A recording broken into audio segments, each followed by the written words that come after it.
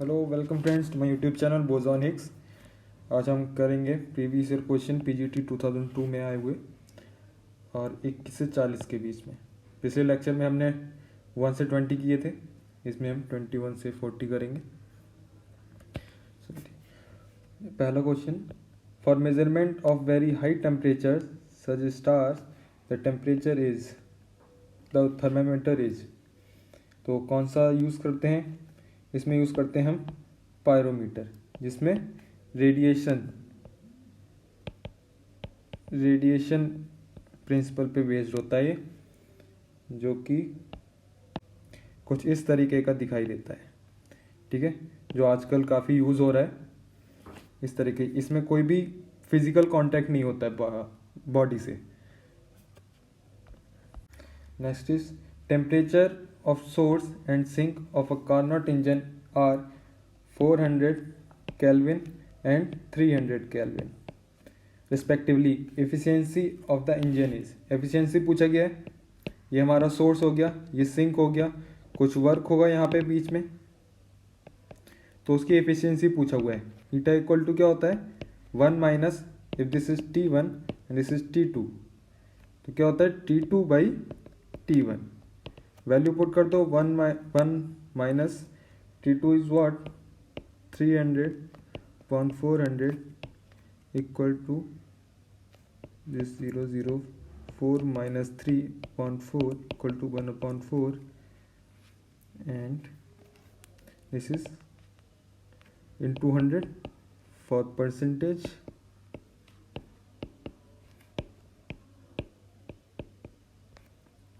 you 25% efficiency. Okay, so option 4 is correct. Next, 1 mole of monatomic gas gamma for monatomic is 5/3 is mixed with 1 mole of a diatomic gas gamma for diatomic, this is for mono, diatomic is 7.5. value of gamma for a mixture, mix कर दिया है तो उसके लिए हमारे पास क्या formula होता है,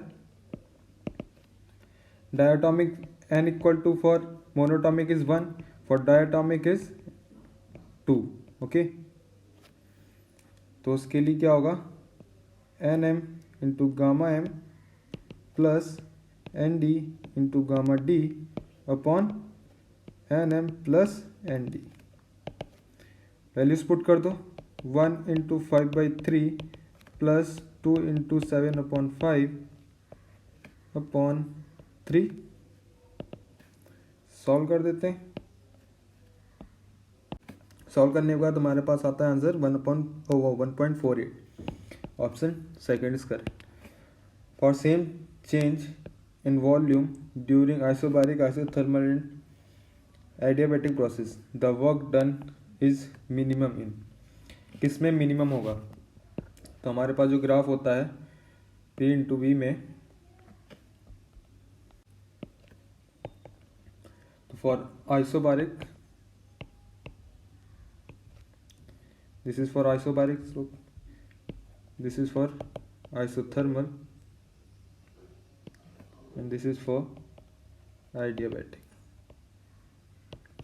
तो सबसे ज़्यादा स्लोप आइडियाबैटिक में, उससे कम आइसोथर्मल में और सबसे कम आइसोबारिक। तो जिसमें स्लोप सबसे ज़्यादा होगा उसके अंडर का जो एरिया होगा वो सबसे कम होगा। जिसका एरिया जब अंडर द कर्व कम होगा उसका वर्क भी क्या होगा, कम होगा, वर्क डन भी कम होगा। तो इसीलिए option third is correct, adiabatic process. Okay, next, a metal rod is heated at its both end the flow of heat in the metal rod does not depend upon। Heat flow किस पे depend नहीं करती। Heat flow का हमारे पास formula होता है Q equal to KA θ1 minus θ2 upon L into T। T is time, L is length, A is area, K is temperature gradient. So now देखते हैं हीट फ्लो किसके डिपेंड नहीं करता है, मास ऑफ द रॉड। यहाँ पे किसी फॉर्मूले में मास नहीं है, तो इसका मतलब मास ऑफ द रॉड पे डिपेंड नहीं करता। तो ऑप्शन सेकंड इज करेक्ट। बाकी सब है, सरफेस एरिया है, टाइम है, टेम्परेचर ग्रेडियंट है। Okay, next, An object is placed at a distance of 10 cm from a convex lens of power 5D. Find the position of the image. Position of the image बतानी है, 5D power दिया हुआ है and object की distance दी हुई है u equal to 10 centimetre दिया हुआ है, पावर दी हुई है 5D। कर देते हैं सॉल्व। क्या होता है हमारे पास फॉर्मूला, यहाँ से p से डिनोट कर देते हो power, p equal to 1/f होता है। So f equal to 1/p equal to 1/, this is in metre, लेकिन हमें सबको सेंटीमीटर में चाहिए तो ऊपर 100 आ जाएगा, नीचे 5, this is what 20 centimetre. Okay, focal length आ गई हमारी 20 सेंटीमीटर। नाउ फॉर्मूले में रख देते हैं 1/f equal to 1/u plus 1/v equal to what, हमें चाहिए क्या, find the position of the image, 1/v चाहिए, तो यहाँ से 1/v आएगा तो 1/f माइनस 1/u हो गया। 1/v हमारे पास 1/f है 1/20 minus 1/u 1/10 equal to 20, 1 minus 2 equal to minus 1/20, तो यहाँ से v आ गया कितना, -20 centimetre. Okay, so option first is correct. Next, which of the following makes imaginary and correct image of an object in all situation of the objects। तो इसमें concave जो lens है वो सारे इमेजनरी इमेजेस बनाता है। ओके, यहाँ से जाएगा फोकल लेंथ पे आता है एक, और एक यहाँ पे this type of images made by convex lens, concave lens, sorry. Next, the focal length of a convex lens is f। It makes imaginary image of size of n times that the object, the distance of the object from the lens। वही I/O दिया हुआ है, V/U होता है, n times बना रहा है, suppose L length थी हमारी तो n/L/L हो गया, दिस इज n। ओके, तो V/U हमारे पास कितना आ गया, n आ गया। यहाँ से हम v की वैल्यू निकाल देते हैं, v की वैल्यू हो गई n into you, n into you हो गई v की वैल्यू। नाउ हमारे पास जो फॉर्मूला होता है 1/f equal to 1/v minus 1/ plus 1/u equal to what,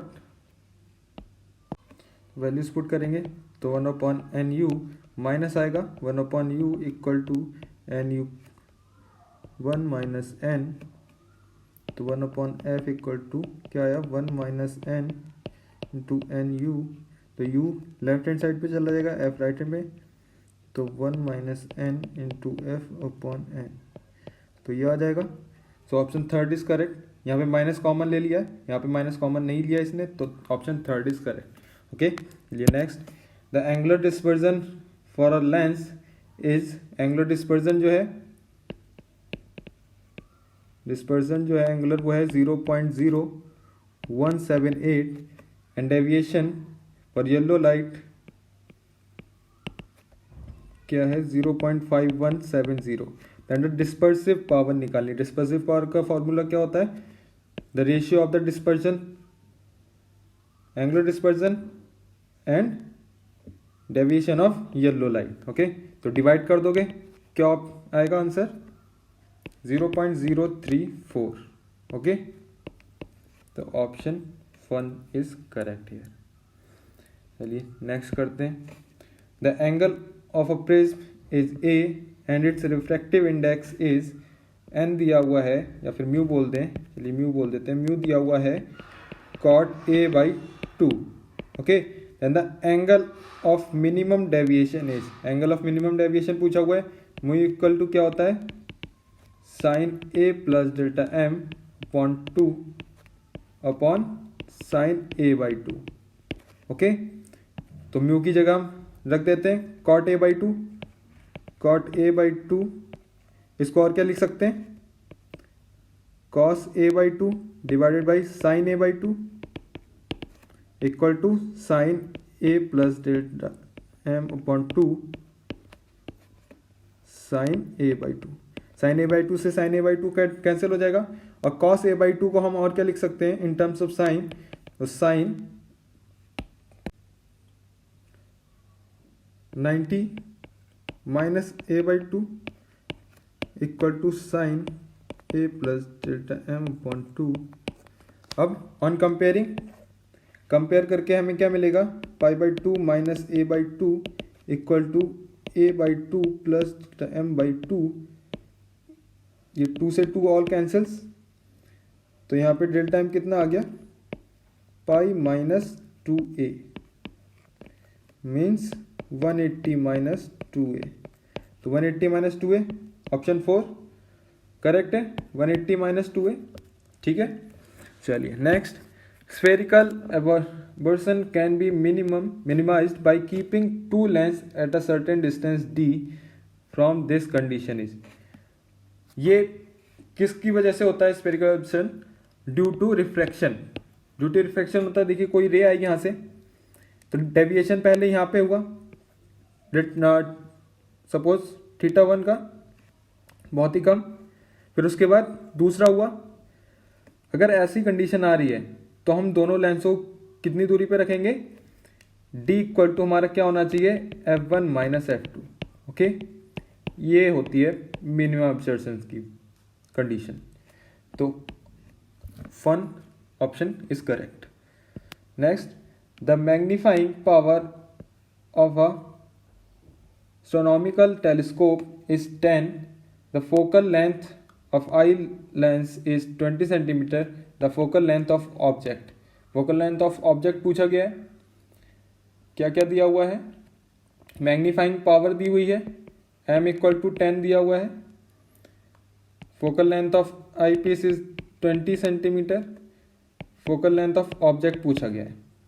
okay, तो हमारे पास जो फॉर्मूला होता है वो क्या होता है, m equal to f object and divided by focal length of eyepiece. ये तो मिनिमम मिनी फॉर्मूला हो गया। इसका जो मेजर फॉर्मूला है एक्चुअल में वो क्या है, f not by f e 1 plus f e divided by D, where D is what, least distance of the distance vision. ठीक है, क्या है, least distance of the distinct vision. ये वैल्यू भी हमें दी हुई होती है, ये मेन फॉर्मूला है। अगर ये डी की बात नहीं कर रहे हैं तो हम सीधे सीधे m equal to f o upon f e लगा देते हैं। तो एफ ओ पूछा गया है तो F O equal to M into F E हो जाएगा, 10 इंटू 20 इक्वल टू 200 सेंटीमीटर। तो ऑप्शन 2 इज करेक्ट है। Next, in which manner the value of illuminance E on a screen due to long cylindrical source of light kept at a distance r from the screen varies with distance। तो इसमें क्या होता है, E is proportional to 1 upon r for cylindrical and E proportional to 1 upon r square for point source। Okay, तो option कौन सा सही है, option 2 is correct, r to the power minus 1। okay, velocity of sound measured in hydrogen and oxygen gas at given temperature will be in ratio। तो क्या होता है, v1 upon v2 क्या होता है, under root m2 upon m1। Okay, ये हमारे पास formula आता है वेलोसिटीज का। वेलोसिटी डिपेंड्स ऑन मासेस, तो मास क्या होता है for hydrogen gas, hydrogen gas बोला हुआ है तो हाइड्रोजन गैस क्या कितना H2 है, कितना होता है 2 होता है। एंड फॉर O2 ऑक्सीजन के लिए कितना होता है 32, 1 फॉर 16, इधर 1 फॉर 1, 16 इंटू 2 32। सो पुट कर दीजिए, M2 क्या है हमारे पास, ऑक्सीजन M2 है, 32 divided by 2 under root 16, under root 16 is what 4। So हमारे पास क्या रेशियो आ गया, V1 ratio V2 is 4 ratio 1 का, तो 4 रेशियो 1 ऑप्शन 2 इज करेक्ट। चलिए next, the ratio of intensity of two waves is 1/16. The ratio of their amplitude. Amplitude और intensity का जो रेशियो का फॉर्मूला है वो क्या होता है, I1/I2 इक्वल टू A1 का स्क्वायर अपॉन A2 का स्क्वायर. तो वैल्यूज हमें किसकी निकालनी है, A1/A2 निकालना है. तो अंडर रूट ऑफ I1/I2 हो जाएगा. इंटेंसिटी का रेशियो दिया हुआ है तो 1/16 दिया हुआ है. तो under root of 1/16 is what, 1/4. तो A1 रेशियो A2 हमारे पास कितना आ गया, 1/4 का. तो ऑप्शन 2 इज करेक्ट है. Next, the path difference between the two following waves in this and this. तो पाथ डिफरेंस पूछा है इसने. पाथ डिफरेंस का हमारे पास सीधे सीधे फॉर्मूला होता है, क्या होता है, path difference equal to lambda upon 2 pi into 5, वो सॉरी डेल्टा एक्स. तो हमारे पास डेल्टा एक्स यहाँ पे कितना आया, +5 आया ओनली. तो हमारे पास कितना आ जाएगा, लैम्डा अपॉन 2 पाई इंटू 5. तो ऑप्शन 1 इज करेक्ट. यहाँ पे लैम्डा अपॉन 2, ये लैम्डा अपॉन 2 पाई होगा. Okay, lambda upon 2 pi. चलिए next, the following particles are moving with the same velocity then maximum de Broglie wavelength will be for. De Broglie wavelength का formula क्या होता है, lambda upon H upon P होता है. P is what, momentum mv. और बोल रहा है प्लैंक कांस्टेंट और वेलोसिटी सेम है सबके लिए.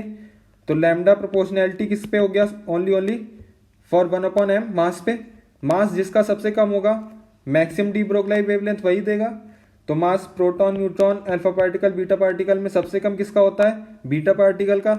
इलेक्ट्रॉन के समथिंग होता है. तो ऑप्शन 4 इज करेक्ट, क्योंकि जिसका मास सबसे कम होगा उसकी सबसे ज्यादा वेवलेंथ होगी.